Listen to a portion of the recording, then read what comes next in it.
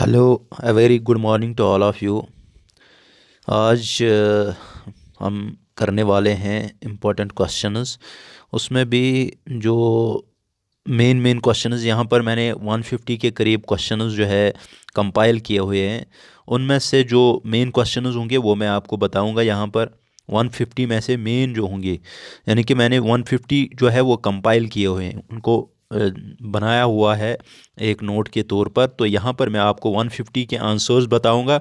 उसमें जो मेन होंगे वो मैं साथ साथ में बताऊंगा कौन कौन सा मेन है, यानी कि किसके किसके ऊपर आपका फोकस ज़्यादा होना चाहिए, कंसंट्रेशन किसके ऊपर ज़्यादा होनी चाहिए।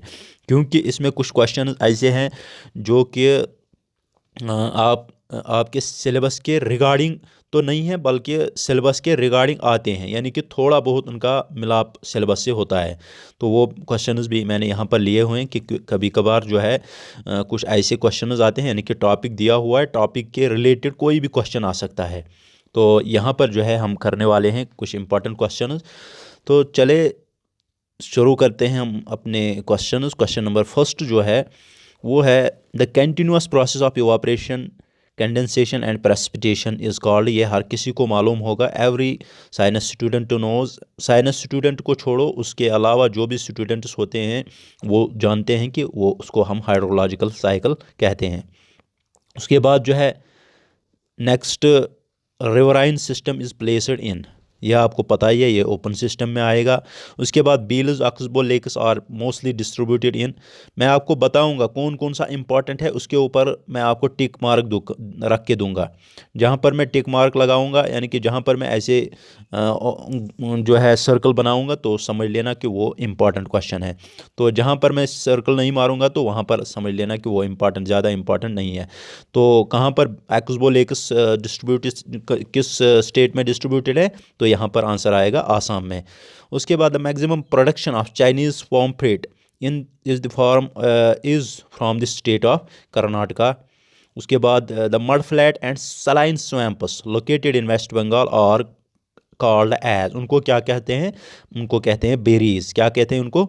ये इंपॉर्टेंट क्वेश्चन है। The mud flat and saline swamps located in West Bengal are called bheries. उसके बाद next, the dominant species of, ये भी इंपॉर्टेंट क्वेश्चन है, dominant species of ribbon fish occurring in ribbon fish landing is.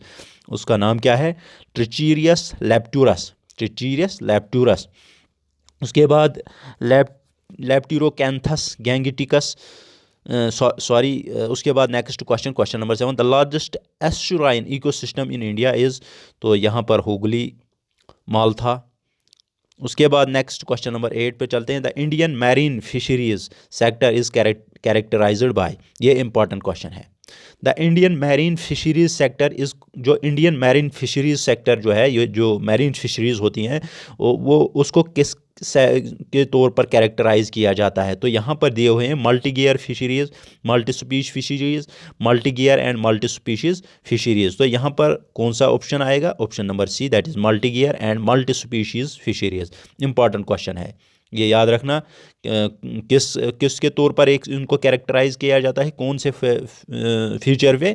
Multi gear and multi species fisheries. उसके बाद next question, question number 9 जो है, विच fish is placed under कॉन्ड्रिकाइथीज। ये भी important question है, याद रखना। This one is also important question. इनमें से कौन सी फिश अंडर कॉन्ड्रिकाइथीज, कॉन्ड्रिकाइथीज क्लास है, इस क्लास के अंडर जो है कौन सी फिश आती है? दैट इज शार्क, याद रखना। उसके बाद नेक्स्ट क्वेश्चन नंबर 10 पे चलते हैं, which of the following ecosystem is most productive from aquaculture point of view. Aquaculture point of view से कौन सा इकोसिस्टम मोस्ट प्रोडक्टिव बनता है? तो वो होता है रिजर्वायर। कौन बनता है? रिजर्वायर, यानी कि जहाँ से प्रोडक्शन ज़्यादा बनती है, मोस्ट जो है यहाँ पर प्रोडक्शन हो जाती है, कहाँ पर? रिजर्वायर में। उसके बाद which of the following fish group is abundant in swamps. ये इंपॉर्टेंट क्वेश्चन है, that one is also important. Which of the following fish group is abundant in swamps. Swamps में कौन सी फिश ज़्यादा पाई जाती है? तो वो कैट फिश है, यह आपको मालूम होना चाहिए। अगर मैं कश्मीरी में इसका नाम बताऊं तो आप मुझे चले आप ही बता दीजिए, कमेंट सेक्शन में जाके मुझे आप इसका कश्मीरी में नाम बता दीजिएगा, कैट फिश का कश्मीरी नेम क्या है? What is the Kashmiri name of cat fish. उसके बाद नेक्स्ट चलते हैं, विच इज़ एनाड्रोमस फिश, इनमें से एनाड्रोमस फिश कौन सी है? तो इसमें आंसर आएगा हिल्सा। हिल्सा जो है ये एनाड्रोमस फिश है। क्या है? Anadromous fish. यहाँ पर मैं आपको डिस्क्राइब करने नहीं आया हूँ, क्योंकि अगर मैं डिस्क्रिप्शन पे जाऊँगा तो इसमें टाइम लग जाएगा, तो आपके क्वेश्चन जो है कंप्लीट नहीं हो पाएंगे। उसको मैं दो लेक्चर उसमें कवर कर रहा हूँ, साथ साथ में दूसरा लेक्चर भी लाऊँगा। और थोड़ा कंसंट्रेट कीजिए तो याद रहेगा। एनाड्रोमस फिश कौन सी है? वो है हिल्सा। उसके बाद which river system is the original habitat of IMC, इसको छोड़ दीजिए, इसमें गंगा आएगा तो ये आपको नहीं करना है। Which is the head foot animal among following, तो इनमें से हेड फुट एनिमल कौन सा है? तो वो है कटल फिश। क्या कहते हैं इसको? Cuttle fish. कटल फिश जो है ये हेड फुट एनिमल है। उसके बाद scientific name of big I tuna. Tuna जो है ट्यूना फिश, इसका साइंटिफिक नेम क्या है? इसका साइंटिफिक नेम है ट्यूना ओबिसस। इसका साइंटिफिक नेम है ये ट्यूना ओबिसस। ट्यूना ओबिसस इसका साइंटिफिक नेम है। यूनियो इज़ ए, यूनियो क्या होता है? ये एडिबल ऑयस्टर होता है, या फ्रेश वाटर मसल होता है, या फ्रेश वाटर स्नेल होता है, या सी मसल होता है? तो ये फ्रेश वाटर मसल होता है। फ्रेश वाटर मसल होता है यूनियो, याद रखना। उसके बाद mackerel, important question. Mackerel is रेस्ट्रिलीजर, सार्डिनीला, लैक्टेरियस, नन। तो इसमें रास्ट्रीजियल आएगा। मैकेरेल क्या है? रेस्ट्रिलीजर। उसके बाद next, otter board is trawl net area used for, तो कौन सी चीज़ के लिए इसको इस्तेमाल किया जाता है? Horizontal opening. Otter board in trawl net area is used for horizontal opening. उसके बाद नेक्स्ट, पॉम्फ्रेट। पॉम्फ्रेट जो है ये क्या है? ये एक पैम्पस है। क्या है? पॉम्फ्रेट जो है ये एक पैम्पस है। उसके बाद सी ईल इज़, सी ईल क्या किस में आती है? ये एक मोरिना है, मोरिना। उसके बाद मैरीन कैटफिश, इंपॉर्टेंट क्वेश्चन यहाँ पर। मैरीन कैटफिश फैमिली वो कौन सी है? मैरीन कैटफिश फैमिली की कौन सी है, यानी कि कौन सी फैमिली जो है जिसमें कैटफिश, मैरीन कैटफिश आती है? वो है ट्रेचेसूरस। ट्रेचिसूरस याद रखना, इंपॉर्टेंट क्वेश्चन है। उसके बाद एक्जॉटिक गेम फिश, ये आपको गेम फिश जो होती है ना, गेम जो आपका यहाँ पर सिलेबस में एक क्वेश्चन आता है, तो उसके रिगार्डिंग ये इंपॉर्टेंट आंसर है। यानी कि आपने वहाँ पर पढ़ा होगा सपोर्टिंग फिशरीज़, सपोर्टिंग फिशरीज़ आपने टॉपिक देखा होगा। तो उसमें जो है एक्जॉटिक गेम फिश इज़, वो कौन सी है? वो है ब्राउन ट्राउट। याद रखना, important, one of the important question from 150। तो एक्जॉटिक गेम फिश कौन सी है? वो है ब्राउन ट्राउट। ये आ सकता है एग्जामिनेशन में, आ सकता है। उसके बाद नेक्स्ट चलते हैं, question number 23। Net used for Bombay duck in Gujarat is called, उसको हम डोल कहते हैं। तो ये नहीं आपको ज़्यादा याद रखना है। Which aqua farming technique is appropriate to utilize autochthonous, तो यहाँ पर कौन सी एक्वा फार्मिंग टेक्निक जो है जिसको इस्तेमाल किया जाता है किसके लिए? इस ऑटोक्थोनस के लिए। तो वो है पेन कल्चर। पोटेंशियल ऑफ बील्स, यानी कि बील्स को उनकी पोटेंशियलिटी बढ़ाने के लिए, तो वो कौन सी है? वो है पेन कल्चर। याद रखना, इसका आंसर आएगा पेन कल्चर। क्या आएगा? Pen culture. उसके बाद next, dash is an scaleless bony fish, ये इंपॉर्टेंट क्वेश्चन है। This one is also important question. इनमें से कौन सी ऐसी फिश है जो कि स्केललेस होती है? बोनी फिश है मगर है स्केललेस। स्केललेस मीन्स यानी कि उसके ऊपर स्केल्स प्रेजेंट नहीं होती है। आपको पता है कैटला में भी स्केल्स प्रेजेंट होते हैं, हिल्सा में भी स्केल्स प्रेजेंट होते हैं, और स्केलिडॉन में भी स्केल्स प्रेजेंट होते हैं। एक ही फिश ऐसी है जिसमें स्केल्स प्रेजेंट नहीं होते हैं, तो वो है सिंगी। सिंगी में स्केल्स प्रेजेंट नहीं होते हैं, याद रखना। स्कोलियोडॉन उसमें स्केल्स होते हैं, कैटला में भी स्केल्स होते हैं, और हिल्सा में भी स्केल्स होते हैं, सिंगी में नहीं होते हैं। उसके बाद question number 26, soil group most suitable for fish culture is, जो सॉइल ग्रुप मोस्ट सूटेबल यानी कि जिस सॉइल में ज़्यादा कल्चर की जाती हैं फिशेस, या जिसमें फ़िश कल्चर ज़्यादा होता है, तो कौन सी ऐसी मिट्टी या कौन सा ऐसा चीज़ है जो बेहतर रहता है उसके लिए, कल्टीवेशन के लिए? तो वह है सिल्ट क्ले सॉइल। ये भी इंपॉर्टेंट क्वेश्चन है, ये भी याद रखना। This one is also important. तो यह है सिल्ट क्ले सॉइल। क्या है? Silt clay soil. यहाँ पर मैं अनाउंसमेंट करने वाला हूँ, हो सके जो इस वीडियो को देखे इसको ज़्यादा से ज़्यादा शेयर कीजिए ताकि और लोगों को इससे बेनिफिट मिल जाए। ये अपने तक ही महदूद मत रखिए, हर किसी के पास ये लेक्चर पहुँचना चाहिए, हर किसी को इससे बेनिफिट मिल जाए, ताकि वो भी जो है कोशिश करे क्वालिफाई करने की। तो यहाँ पर जो है और एक अनाउंसमेंट, टेलीग्राम चैनल जो है मैं लिंक डाल रहा हूँ डिस्क्रिप्शन में, वहाँ जाके आप टेलीग्राम चैनल को ज्वाइन कीजिए। वहाँ से आप अवेल कर सकते हैं PDF after completing these 3 lectures. मैं ये तीन लेक्चर्स में कवर कर रहा हूँ ये टॉपिक। तो 3 लेक्चर्स कवर करने के बाद जो है आप वहाँ जाके इस PDF को अवेल कर सकते हैं, तब तक आपको नहीं मिलेगी।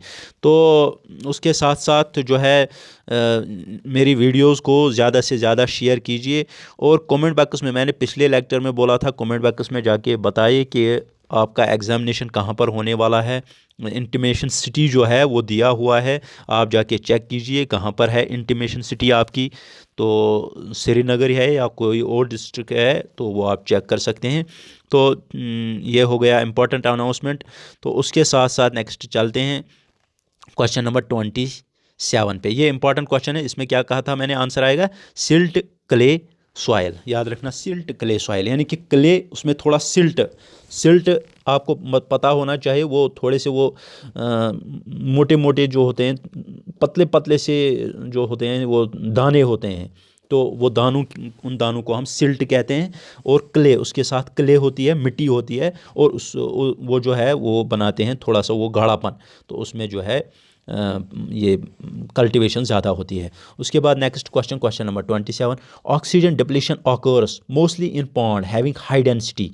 तो ये आपका किस में आएगा, जो मैंने आपको बोला था कि जो फिशेस उनको प्रॉब्लम किसके थ्रू होती है, कौन कौन से फीचर्स हैं जिनके थ्रू वो इनकी डेथ हो जाती है या कुछ और प्रॉब्लम हो जाती है। तो ये उसी में, यानी कि जो डिजीज़ वगैरह आती है ना, उनमें ये आएगा। तो यहाँ पर जो है क्योंकि यहाँ पर ऑक्सीजन डिप्लीशन दिखाया हुआ है कि ऑक्सीजन कम होगा। ऑकर्स मोस्टली, ये मेनली किन में आकर होता है, पॉन्ड्स में, mostly in ponds having high density, जिनमें हाई डेंसिटी किन की होती है, मैक्रोफाइटस की। किन की? मैक्रोफाइटस की। याद रखना। pH ऑफ सोल्यूशन इंडिकेटर्स, तो ये आपको पता है वो बोथ A एंड B आता है, यानी कि acidity as well as alkalinity, ये हर किसी को मालूम होगा। Actual representative of true fish क्या है, एक्चुअल रिप्रेजेंटेटिव कौन है ट्रू फिश की, तो वो है डॉग फिश। याद रखना, एक्चुअल रिप्रेजेंटेशन जो है ट्रू फिश की वो कौन करता है, डॉग फिश। उसके बाद dash is a demersal fish, ये डिमर्सल फिश में आती है, तो वो है फ्लैट फिश। फ्लैट फिश जो है ये डिमर्सल फिश में आती है। उसके बाद प्रीडेटरी फिश इज़, इनमें से प्रीडेटरी फिश कौन सी है, तो वो है सिंगाला जो है प्रीडेटरी फिश है। उसके बाद ग्रुपोर्स और वो प्रोटोगाइनस होते हैं। ग्रुपोर्स जो होते हैं वो प्रोटोगाइनस होते हैं। उसके बाद लार्ज साइज मुरल इज़ चन्ना मैरुलियस, ये लार्ज साइज मुरल आता है। उसके बाद नेक्स्ट क्वेश्चन नंबर 34 पे चलते हैं। प्रेजेंस ऑफ बार्बल्स, ये इंपॉर्टेंट क्वेश्चन है, this one is important. Presence of barbels is characteristic of, ये किनका कैरेक्टरिस्टिक है, ये कैटफिश का कैरेक्टरिस्टिक, जिनमें बार्बल्स प्रेजेंट होते हैं। बार्बल्स जो है आपको पता है वो उनको वो लोकोमोशन वगैरह, जो उनको अट्रैक्शन वगैरह, यानी कि एज लोकोमोटरी आर्गन, यानी कि ये एक सेंसिटिव आर्गन होता है बार्बल्स, जो उनके आँखों के नीचे, यानी कि माउथ के ऊपर होता है, माउथ के ऊपर थोड़ा। तो आपने देखा होगा, मैंने आपको इससे पहले लेक्चर के बीच में बताया था कि आपको बताना है कैटफिश का कश्मीरी नेम क्या है, what is the Kashmiri name of catfish. उसके साथ साथ आप मुझे बताएंगे कि आपने जो है सिलेबस कितना कवर किया हुआ है, 80% किया हुआ है, 90% किया हुआ है, 100% किया हुआ है, वो आप मुझे कमेंट सेक्शन में भी बताएंगे। उसके बाद नेक्स्ट चलते हैं। ये याद रखा आपने, presence of barbell is a characteristic of, ये याद रखना। हो सकता है यहाँ तक आपको समझ आ गया होगा। Anyone who has having doubt in this lecture please clear me. चलो बताओ। चलो चलते हैं नेक्स्ट क्वेश्चन पे। एक्सक्लूसिवली मैरीन फैमिली कौन सी है इनमें, वो है म्यूरानिडी। उसके बाद ये ज़्यादा इंपॉर्टेंट नहीं है। उसके बाद body cavity of shrimp is called, ये इंपॉर्टेंट है। बॉडी कैविटी जो होती है, बॉडी के अंदर जो कैविटी होती है श्रिम्प के अंदर, श्रिम्प में, उसको क्या कहा जाता है, उसको सीलोम कहते हैं। क्या कहते हैं, सीलोम। याद रखना, सीलोम कहते हैं। उसके बाद नेचुरल एंटीऑक्सीडेंट कौन सा है इनमें, नेचुरल एंटीऑक्सीडेंट इनमें कौन सा है, वो है alpha tocopherol. Alpha tocopherol, important question है। उसके बाद next, fishes thrive best in aquarium have green hydrophyte because hydrophyte provides. Fishes जो होती हैं, जो मछलियाँ होती हैं, ये ज़्यादातर बेस्ट किस में लिव करती हैं, यानी कि ज़िंदा रहती हैं या अपनी पैदावार बढ़ाती हैं, किस में ज़्यादा बढ़ाती हैं, जिसमें ग्रीन हाइड्रोफाइट पाया जाता है। ग्रीन हाइड्रोफाइट आपको मालूम होगा, ग्रीन हाइड्रोफाइट क्या होता है। तो hydro means water and phyte means this are plants, क्योंकि वहाँ पर क्या पाया जाता है, वहाँ पर ऑक्सीजन ज़्यादा होता है, तो इसमें ऑक्सीजन की मात्रा जो है वो ज़्यादा होती है, तो तभी वहाँ पर फिशेस बेस्ट प्रिजर्व रहती, ये क्या कहते हैं इसको, वो वहाँ पर उनका कल्चर ज़्यादा होता है। उसके बाद गिल्स इन कॉन्ड्रिकाइथीज, ये इंपॉर्टेंट क्वेश्चन है। गिल्स जो होती हैं कॉन्ड्रिकाइथीज में, वो क्या होती हैं, are they uncovered, covered, absent, none of the above. क्या वो कवर्ड होती हैं? Yes, of course they are covered. Gills in chondrichthyes are covered.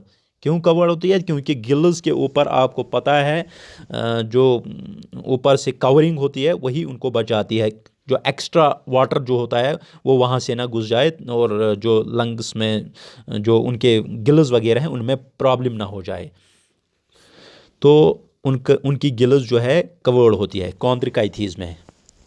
उसके बाद नेक्स्ट क्वेश्चन नंबर 40 पर चलते हैं। Which one is a flying fish, या हर किसी को मालूम होगा, इसमें एक्जोकोइटस जो है ये फ्लाइंग फिश है। Fish that can be used in biological control of mosquito is, जो फिश किस में इस्तेमाल की जाती है, बायोलॉजिकल कंट्रोल ऑफ मॉस्किटोज़, तो उसको गैम्बूजिया कहते हैं। क्या कहते हैं? Gambusia. The objective of fisheries management are, objective क्या है फिशरीज मैनेजमेंट का? MSY MEY, maintenance of minimum spawning stock, तो इसमें सारे आएंगे MSY MEY as well as maintenance of minimum spawning stock. उसके बाद next question number 43, glochidium larvae is found in, ये किस में पाया जाता है? पीला में। उसके बाद पियरल इज़ सेक्रीशन ऑफ, ये मेंटल की सेक्रीशन होती है। पियरल जो है ये किसकी सेक्रीशन होती है? मेंटल की सेक्रीशन। उसके बाद मेंबर ऑफ क्यूलिपिफॉर्मीज, वो कौन से है? नोटोप्टेरिस। नोटोप्टेरिस जो है ये मेंबर ऑफ क्यूलिपिफॉर्मीज। ट्रांसपेरेंट जुवलाइन of eel assembled from river is known as elver, उसको हम एलिवर कहते हैं। ट्रांसपेरेंट जुवनाइल, ट्रांसपेरेंट जुवनाइल, जुवनाइल से आपको पता चल जाएगा ये बिल्कुल जो पैदा हुई मछली होती है, जो छोटी होती है, वो ट्रांसपेरेंट होती है, उसको असेंबल किया जाता है फ्रॉम रिवर, और उसको क्या कहा जाता है? उसको एलिवर कहा जाता है। ट्रांसपेरेंट जो जुवेनाइल जो होती है ईल की, उसको इवन एलिवर कहता है। GDP from fisheries of agriculture, GDP is 4.6%। इसको आप एग्जैक्टली चेक कर सकते हैं गूगल पे, मैंने चेक किया था, तो मेरे ख्याल से इससे कम होगा या ज़्यादा होगा, आप इसको चेक कर लीजिएगा एक बार। इस पर थोड़ा मुझे कंसंट्रेशन नहीं है, तो आप एक बार अपने आप से भी चेक कर लीजिए GDP from fisheries of agriculture क्या आता है, तो वो आप चेक कीजिए। फिर भी मैं दोबारा चेक करता हूँ और करंट में देखता हूँ कि GDP क्या आती है, वो मैं अलग से आपको एक शॉर्ट बना के जो है चैनल पे डालूँगा, यूट्यूब चैनल पे डालूँगा, वहाँ से आप चेक कर सकते हैं। Hormones responsible for moulting in crustaceans, वो उनको कहते हैं ecdysone, ecdysone. The graph of cumulative frequency distribution is called, उसको हम अजीव कहते हैं। उसके बाद question number 50 and the last one, ये लास्ट वन है इस लेक्चर का। The maritime state with longest coastal line is, जिसमें ज़्यादा मैरीटाइम कोस्टल एरिया आता है, यानी कि कोस्टल बाउंड्री जहाँ पर आती है वो है गुजरात। कौन सी स्टेट है वो? गुजरात। तो चले ये आज का लेक्चर हो गया ख़त्म। अगला लेक्चर जो होगा वो अगले उसमें और 50 क्वेश्चंस आएंगे, वो दूसरा लेक्चर होगा इसका, और उसके बाद तीसरे लेक्चर में और 50 क्वेश्चंस आएंगे, वो मैं आज या कल कवर कराऊँगा। होप यहाँ तक आपको सारा समझ आया होगा, और इम्पॉर्टेंट क्वेश्चंस जो है आपने नोट किए होंगे अपनी नोटबुक में, और जो है बेस्ट ऑफ लक, प्रिपरेशन कीजिए, और अभी आपके 4-5 दिन हैं, प्रिपरेशन कीजिए ताकि आप जो है अच्छे से पेपर दे सकें। Thank you.